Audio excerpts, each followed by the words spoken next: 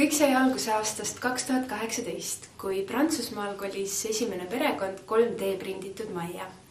Algselt ehitati väiksemaid maju, garaaže ja suvilaid, siis aga arenes teadus edasi ja aastaks 2025 valmis Eesti esimene 3D prinditud raamatukogu. Raamatukogu asub Narvas ja on 3-korruseline. Seal on palju rõdusid, see on multifunktsionaalne ning loodussõbralik. Välisseinad on tehtud päikesepaneelidest ja kogu sisepind on kaetud 70% ulatuses LED-ekraanidega. Ja see kõik on teinud konverentside korraldamise raamatukogus väga mugavaks, kuna kõik ürituse sisu saab luua nii-öelda seintele ja vastavalt kujundada kas või iga päev erineva välimusega raamatukogu. Raamatukogus on olemas ka innovatsioonilaborid ja erinevad töötoad, kus saab printida 3D printeriga erinevaid asju ja laseriga lõigata ka dekoratsioone. Majas käivad igapäevaselt juhendajad, kes teevad erinevaid töötunde ja see kõik on loonud sellise olukorra, kus erineva vanusegrupiga inimesed soovivad teha omavahel koostööd. Raamatukogu üheks väga oluliseks kohaks on ka kööginurk ja kohvik ning katusel olev roheaed ja roheaia lõid Hiiumaa ametikooli linnaaedniku õppekava õpilased. Kõik, mis kasvab roheaias, kasutatakse ära kohaliku raamatukogu kohvikus ja kööginurgas. Näiteks leidub seal piparmünti, peterselli, küüslauku, sibulat ja saialille. Lisaks sellele on rõdu peal olemas ka 7 mesilastaru ja kogu sealt tulenev meesaak kingitakse aasta lõpus kõige parematele lugejatele. Uskumatu on mõelda sellele, et oli aeg, millal raamatukogu ja lugejad pidid tulema toime kataloogidega, kus ei jälgitud RDA põhimõtteid. Õnneks on nüüd see kõik jäänud minevikku. Agaralt kasutatakse ka pakiautomaadi süsteemi, mis teeb raamatute laenutamise üle Eesti väga kiireks ja väga mugavaks ning Tallinn-Helsingi tunnel on aidanud kaasa ka sellele, et meie tihe koostöö Soomega ja raamatute laenutamine Soomega on väga mugav. Kõik teenused on tänu heale majanduskasvule tasuta ja kõige parem on see, et Eestis on ühtne raamatukogusüsteem, mis vastab rahva, kooli ja teadusraamatukogu vajadustele.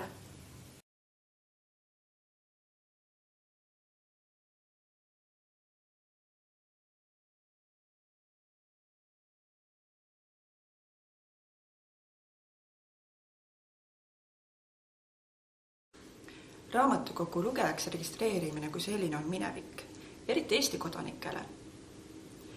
Sest nii kui inimene saab isikukoodi, kantakse ta automaatselt raamatukogu süsteemi ja ta saab edaspidi hakata raamatukogu teenuseid tarbima. Raamatute pakiautomaadi süsteemi on üle võtnud droonid.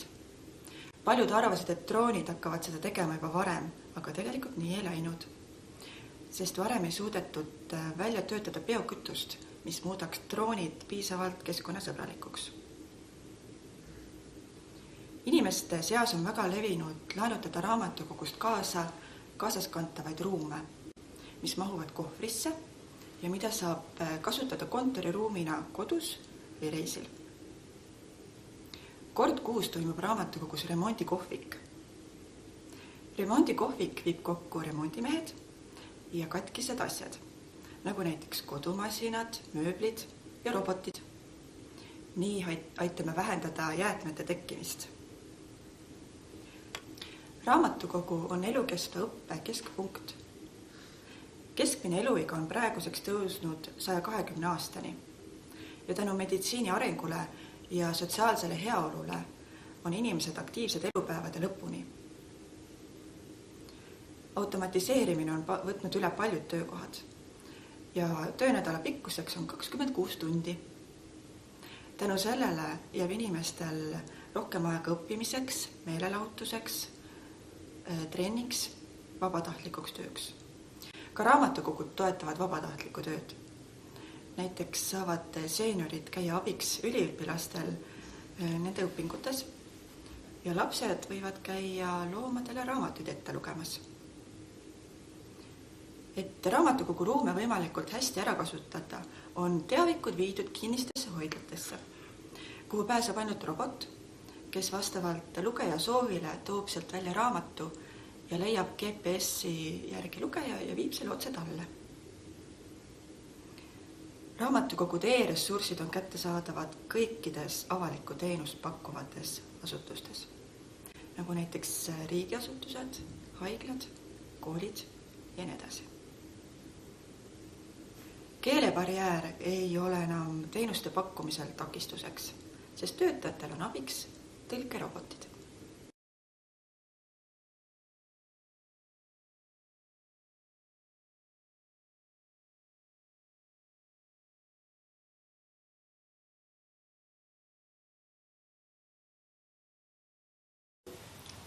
Tere! Mina olen Piret. Töötan Saaremaa infoaias. Üle Eesti on meil infoaedu 150. Osad neist on liikuvad, nii-öelda pop-up aiad, mis kerkivad sinna, kus on nende järele kõige suurem vajadus. Teised, suuremad aiad on alati seal, kindlas kohas. Igas aias on vähemalt üks korrastaja. Selle aia korrastaja siin olen mina. Minu ülesandeks on hoolitseda, et infoaias oleks rahulik ja inspireeriv keskkond ja aidata inimestel leida infomaailmast just see kild, mida neil on vaja. Infoaias käiakse selleks, et kohtuda teiste inimestega, saada inspiratsiooni, luua midagi uut. Minu infoaias on kõik valgusküllane ja rohelusse mattunud. Oleme kujundanud spetsiaalsed pargilaadsed alad, kus külastajad saavad loomingulist innustust, suhelda vabas keskkonnas teistega ning soovi korral olla lihtsalt vaikuses ja roheluses.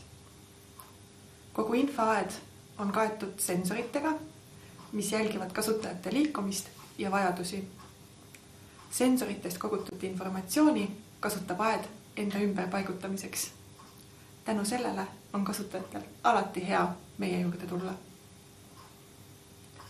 Meie oleme mäluasutuste järeltulijad. Paberist raamatud, ajakirjad ja ajalehed ei ole enam tavaline nähtus. Paberist teavikud on kõik kinnistes hoidlates, millele pääsevad juurde ainult spetsiaalse hariduse saanud inimesed, näiteks nagu mina. Kogu maailma pärand on digitaalselt vabalt kättesaadav ja robotite poolt ära kirjeldatud, alustades sisust ja lõpetades lõhna ja maitsega. Kuid kuna seda kõike on niivõrd suurtes kogustes, siis selleks olemegi meie korrastajad.